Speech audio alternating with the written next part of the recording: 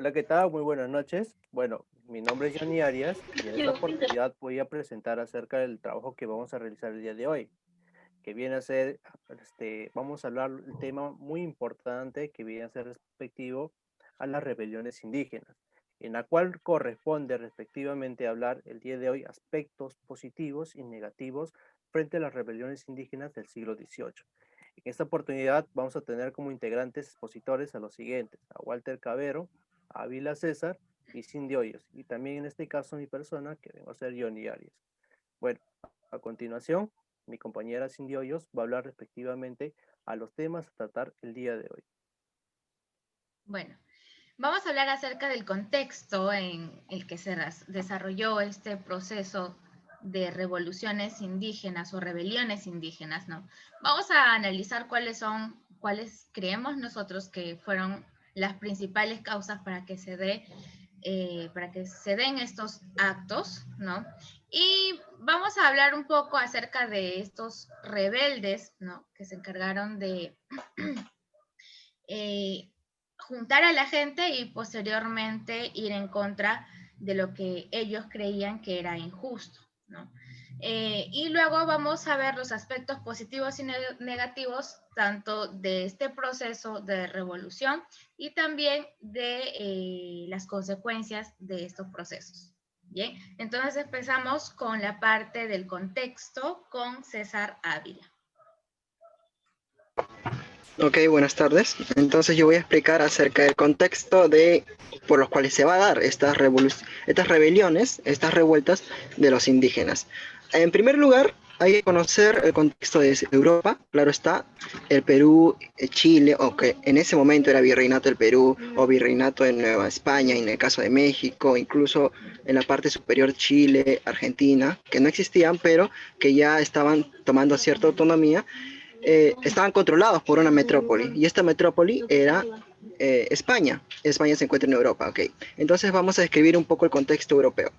Eh, Todo está cambiando en Europa respecto a la monarquía. ¿Qué pasa aquí en España? Ha llegado la casa borbónica. Esta casa de origen francés se va a encargar de concentrar más el poder político. Lo que va a querer es aumentar las riquezas para recuperar lo que antaño era España. Claro, cuando gobernaba Carlos I, Habsburgo. Entonces, ahora con una nueva dinastía, que es la borbónica, van a esperar también esa hegemonía. Y para ello tienen que recaudar y administrar de una mejor forma. Van a hacer una serie de cambios generales, van a expulsar a los jesuitas.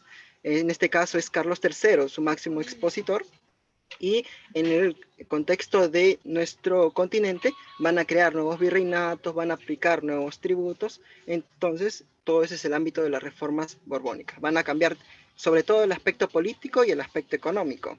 En lo que se refiere a nuestro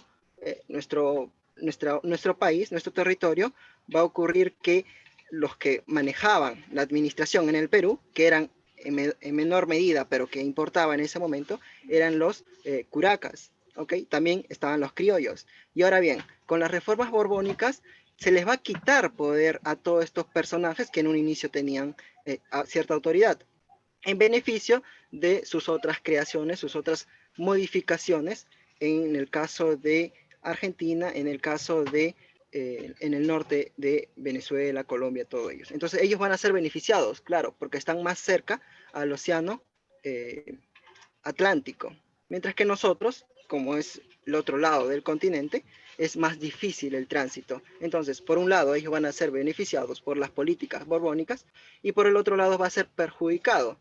Entonces, las autoridades que formaban parte de los indígenas, ellos también van a ser perjudicados por estas reformas y también los criollos. Y ahora bien, al ser perjudicados, ¿qué va a pasar? Va a haber ciertos malestares. Los curacas se van a poner en contra, los indígenas van a notar más la carga tributaria, entonces van a generar ya revueltas. No solo se va a quedar en malestar social, sino ahora van a levantar las armas, van a protestar. Y eso forma parte ya de una forma general el contexto de nuestro lugar en el continente. A ver, sigue por favor mi compañera. Entonces, hablaba César acerca de que el contexto está básicamente sujeto a las reformas borbónicas. Sin embargo, estuvimos hablando hace un rato, ¿no? Y planteamos y podríamos decir también que dentro de las causas en nuestro país, bueno, según mi opinión, y no sé si compartirán mis demás compañeros, que dentro de las causas en nuestro país para que empiecen estos procesos de revolución fueron las reformas borbónicas, porque ¿quién es el principal revolucionario de este proceso? Podríamos mencionar a Túpac Amaru II o José Gabriel Condorcanqui. Él era arriero y tenía muchos negocios y él se vio afectado de una forma bastante grande, por así decirlo, ha afectado sus negocios y tomando como base esto, ¿no? Considero que Túpac Amaru empezó ya disgustado, ¿no? Y viendo también la situación de sus hermanos indígenas, ¿no? Empezar esta revolución. No sé qué opina mi compañero Cadero. Claro, ¿no? En ese contexto podemos hablar de que la sociedad indígena privilegiada, ¿no? Porque hay que recordar que en la República Indígena habían sectores, los privilegiados, como los nobles que ya venían desde el Tahuantinsuyo, y aquellos que ya eran, se podría decir, parte del Ayu, del pueblo común, ¿no? Los Hatun Runas. Eh, Más que nada, si hablamos, ¿no? Desde el aspecto de ver cómo su población o su gente indígena era afectada, podemos hablar dos posiciones. Afectada económicamente, su gente del mismo nivel social y económico. Hablamos de otros curacas. Y si hablamos de sentimiento indigenista, estamos hablando ya del pueblo común, cómo eran afectados, por ejemplo, en aquellas formas de trabajo que implantó el virrey Toledo, ¿no? Que es la famosa mita, que bien cumplías tus 18 años, obligatoriamente tenías que ir a trabajar a estas minas, en las cuales, como muchos de ese entonces decía, tú sabías cuándo ibas. La gran pregunta era cuándo regresabas a tu casa.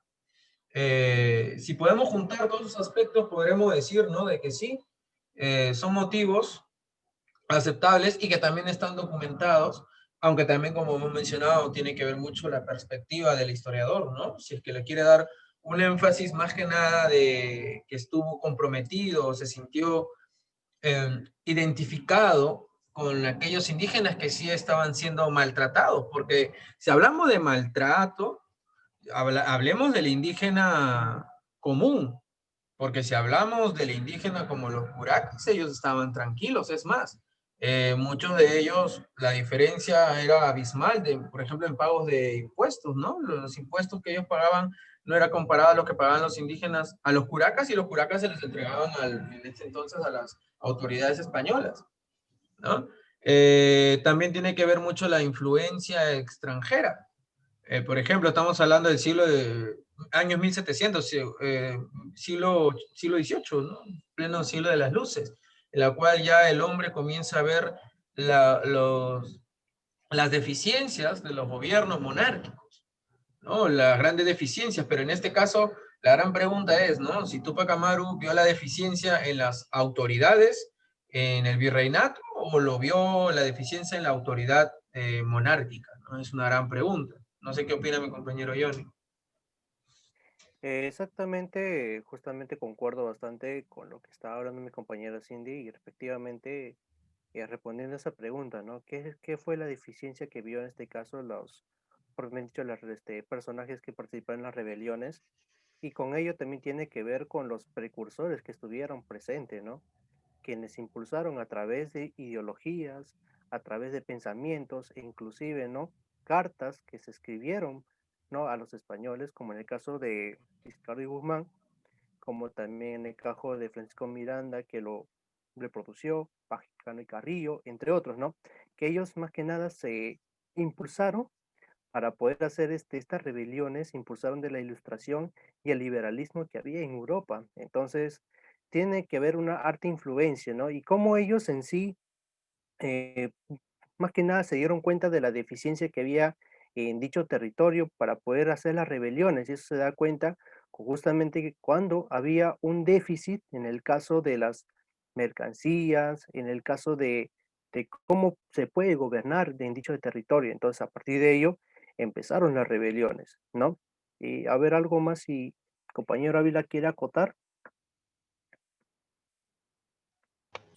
A ver, cabe mencionar ahora aquellas rebeliones o revueltas que existieron en ese siglo. Voy a mencionar así de forma rápida nada más y luego vamos a destacar a la cual estamos analizando, sobre todo. Primero está la de Juan Santos Atahualpa, ¿ok? Creo que esto es conocido en cierta medida. Sus rebeliones se dan en la selva central de Perú, y él, debido a las características geográficas, nunca es capturado, él desaparece. Pero con él ya se manifiesta este carácter de separatista, de formar o de regresar a lo que antiguamente era el imperio inca. Y eso es ya una gran idea que ya luego los van a seguir los que van a continuar. Luego, están los hermanos Katari, ¿ok? Tomás Katari y sus hermanos, que eh, esto lo vamos a mencionar un poquito después, pero acá hay intereses primero personales y luego intereses ya más con la sociedad. Es decir, no es que uno sea lo contrario a lo otro, sino es una secuencia. Si a mí no me beneficia, entonces como consecuencia yo me rebelo ante todo. Y esto es algo natural, no es que sea algo que vaya en contra con o mejor dicho, que yo aproveche la sociedad para beneficiarme. No, esta es una secuencia y es un malestar general. Luego está la de Ignacio Torote, 1750. En la de Juan Santos Atahualpas es también en esa década. Luego la de Tupac Katari, que mencioné, y de su esposa, Bartolomé Sisa, eso es en la época de Tupac Amaru II, José Gabriel Condorcanqui. También hay otro que toma los nombres de Tupac y Katari, Tomás Katari, y él se proclama a sí mismo como Tupac Katari, pero su verdadero nombre es Julián Apaza, también en la misma temporada, en 1781. Hay distintas revueltas, así como la de Huarochirí, que ocurre aquí en Lima. Y ellos también, al igual que Tupac Amaru, al igual que Katari, Tomás Katari, ellos parten de un interés personal para luego llegar a una revuelta general. Y eso es lo que le va a caracterizar a estos personajes, porque en definitiva no son indígenas de peores condiciones, sino son aquellos indígenas que han tenido hasta ese momento de las reformas borbónicas cierto beneficio. Entonces, al perder beneficios, es natural que se rebelen. Y al rebelarse, van a jalar a aquellos que también comparten ese malestar, ya desde mucho tiempo antes. Entonces, van a aprovechar su interés personal para generar una revuelta general, y estos son los principales. Nosotros estamos estudiando sobre todo a Tupac Amaru II, que es el que más destaca. Le paso a mis otros compañeros. Claro, entonces podríamos decir que a raíz de estas reformas, ya, y bueno, teniendo en cuenta de que, como dijo mi compañero, eran personas, los líderes eran personas que tenían, en este caso, beneficios, muchos más beneficios, no eran, se podría decir, simples indígenas, ¿no? Podríamos ver en el caso de Tupac Amaru y más o menos de esto nos vamos a basar y vamos a concluir también este conversatorio, ¿no? Tupac Amaru no era, ya habíamos mencionado, cualquier indígena, era cacique, era arriero, y él se levanta, ¿no? Juntos con su esposa, ¿no? Y juntan, ¿no? Juntan a todos los indígenas que también tenían ese mismo sentir, ¿no? Si bien es cierto, esos indígenas no tenían, no se vieron de cierta forma directamente afectados por la reforma borbónica, pero sí se puede ver que ellos estaban bastante sometidos, ¿no? Bastante explotados y bastante descontentos con la situación en la que ellos estaban, porque las reglas, las normas que habían establecido en las reformas borbónicas habían aumentado los impuestos, ¿no? No solamente para las personas, los comerciantes como Tupac Amaru, ¿no? Sino también para los indígenas. También habían cambiado la situación social y económica también en la que ellos estaban viviendo, ¿no? Y tanto creo que mis compañeros como yo, ¿no? Al ver esta situación y si hay alguien dispuesto, ¿no? A, ir en lucha o en pos de la libertad, yo creo que los cuatro estaríamos a favor de ellos y nosotros somos sometidos, ¿verdad? Entonces, vamos a ver cuáles son los aspectos positivos y negativos, ¿no?, del proceso de revolución, ¿no? Túpac Amaru en 1780 empieza este proceso de revolución, primero, como dijo César, ¿no?, teniendo en cuenta los beneficios propios, beneficios personales, pero ya a su lucha se fueron uniendo otros indígenas, ¿no? Y también teniendo en claro, en cuenta de que estos indígenas iban siguiendo a una persona que hablaba en su mismo idioma, ¿no? Y que ofrecía la libertad. Al principio Túpac Amaru ofrecía unos cambios en las normas, ¿no?, en las reformas, en las leyes, pero a medida que fue pasando o transcurriendo estas revoluciones y se podría decir ciertas tomas o batallas, por así decirlo, en distintos lugares de la zona sur de nuestro país, ¿no?, surandina de nuestro país, los ideales fueron cambiando. Ya no por una reforma en cuanto a las leyes, sino libertad completa de parte de los españoles, ¿cierto? Entonces vamos a ir mencionando algunos aspectos positivos y otros aspectos negativos de este proceso revolucionario. Un aspecto negativo que yo encuentro, Mm. ¿no?, es el problema del indígena que no encuentra, bueno, que dentro de su área o dentro de su grupo social, hablando del indígena común, no encontraba un líder, como mencionaron, ¿no? Tenía que venir una persona a dirigirlos. Generalmente, por no decir casi en todas las ocasiones que ha pasado los movimientos revolucionarios o aquellos levantamientos indígenas, fueron dirigidos por aquellos que se autoproclamaban y que a la par también estaban, que bueno, descendían de estas panacas, ¿no? Y eso tiene que ver mucho con la gran marcada jerarquización que había en el Tahuantinsuyo, que por eso uno fue del objetivo claro de los españoles, ¿no? Dejar a estos grupos acéfalos. Y así era una manera mucho más fácil de someterlo. Por eso que lo primero que hicieron con Túpac Amaru fue poner a vista de todos, ¿no? Cómo es que lo maltrataban, en pocas palabras, diciéndoles, si ustedes se levantan como él, esto es lo que les va a suceder. Miren, si él es a la gran persona que ustedes están siguiendo, ¿qué será con ustedes? ¿No? Bueno, es un aspecto, a ver qué opinan ustedes, si hay otro punto que Eh, encuentren. sí, conjuntamente, continuando con esos aspectos tanto positivos y negativos, también tiene que ver en este caso la cultura propiamente dicha, ¿no? La población, por ejemplo, antes que se den inclusive estas invasiones por parte invasión o conquista, como lo quieran llamar, o invasión y conquista a la vez de estos españoles por parte de territorio, en este caso americano, lo que se empezó primero a perder viene a ser, en este caso, la cultura, ¿no? La presencia de poder respetar a ciertas divinidades que con el tiempo se fueron perdiendo. Y algo negativo viene a ser, en este caso, la implantación de una nueva cultura por parte de estos mismos. Caso que en el caso de las rebeliones, lo que se buscaba era ello, restaurar todo lo que anteriormente había en dicho territorio, en nuestro territorio, perdón. Entonces, cuando buscaban en ese sentido, posteriormente, claro, no lo van a lograr, pero sin embargo, se buscaba ello, poder restablecer una cultura anteriormente que ya estaba y simplemente era revalorar nuevamente.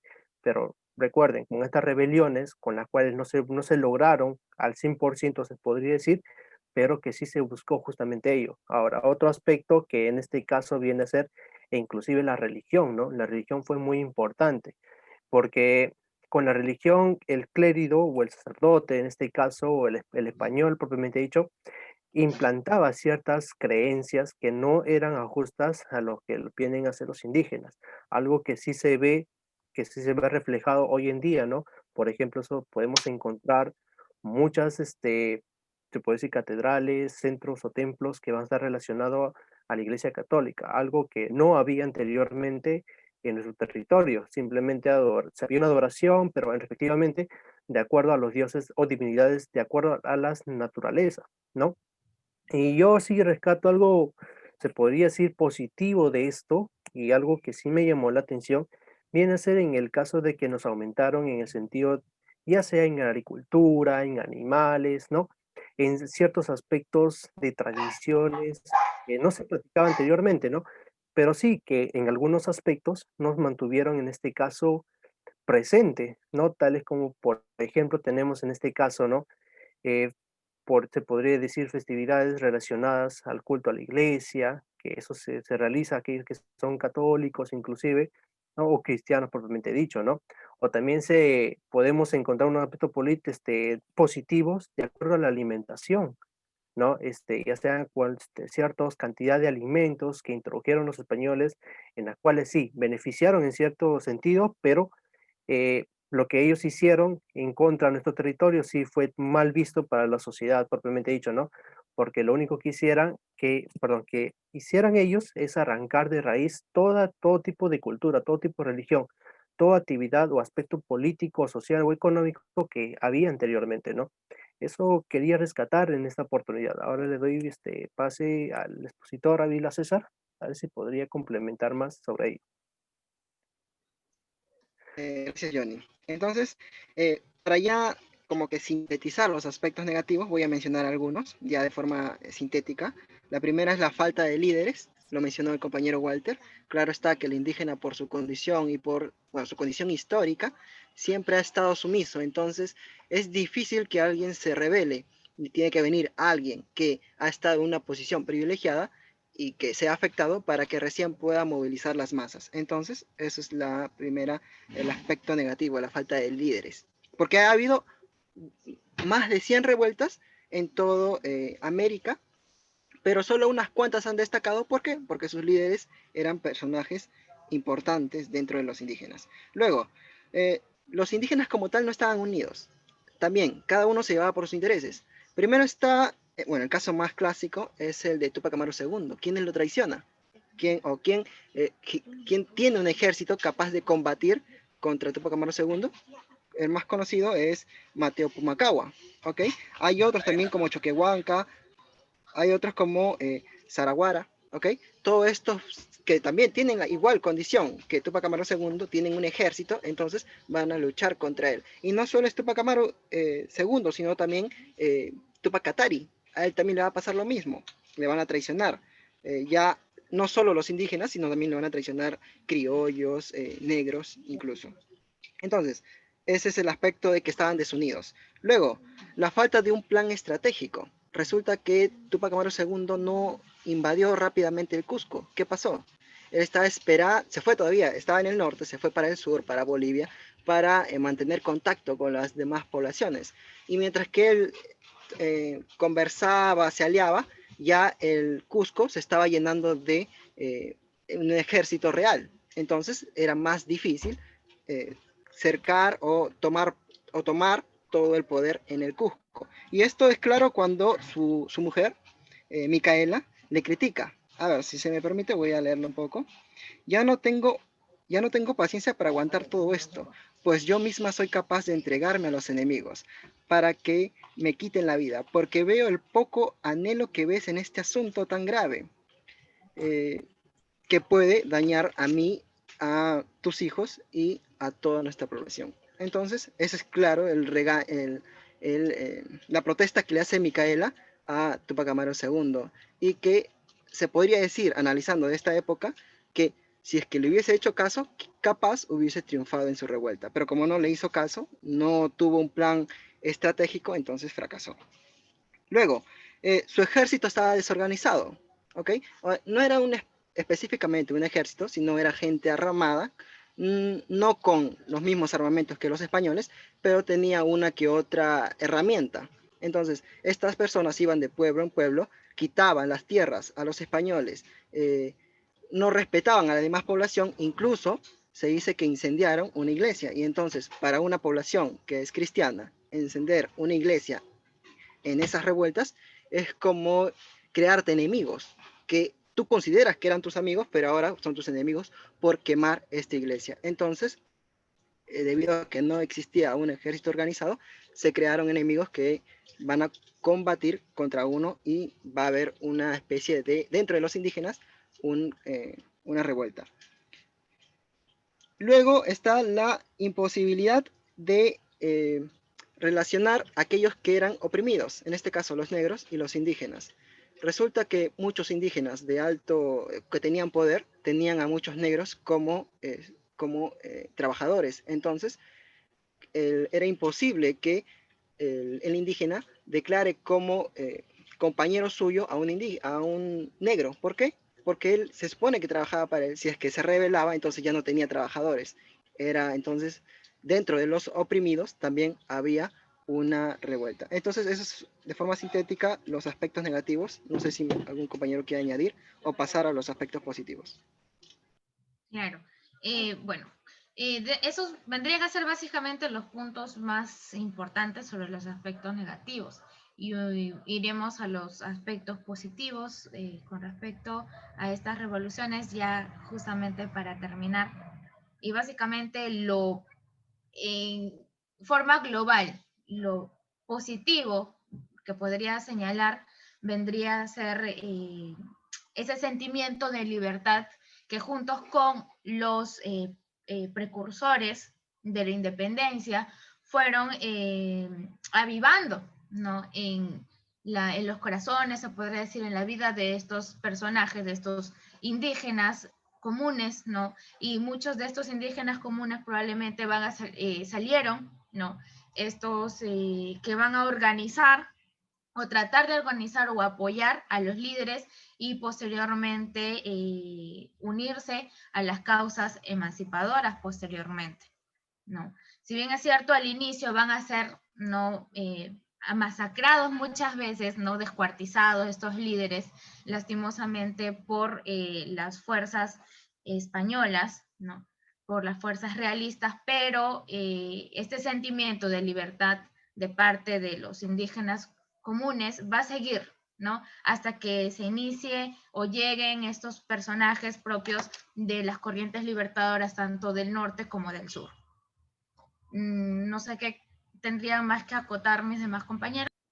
Claro, no, el aspecto positivo es que estos movimientos indígenas han aportado de manera directa o indirecta a los movimientos que posteriormente aparecerán, ¿no?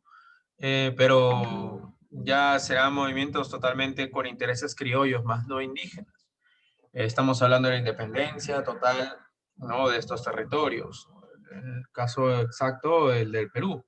Un aspecto también positivo de estas grandes rebeliones es que los indígenas se daban cuenta, ¿no? Quizás por corto o más adelante también largo tiempo, de que tenían la potestad y el poder suficiente de poder rebelarse y exigir algo que ellos creían conveniente, sea o no beneficiario para todos o solamente su sector social.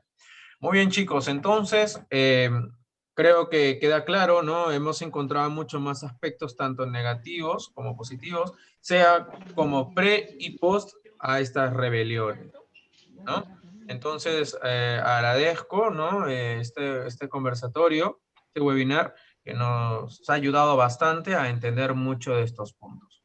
Muy bien, chicos. Nos vemos. Gracias. Listo, sería todo. Muchas Gracias. gracias. Hasta luego.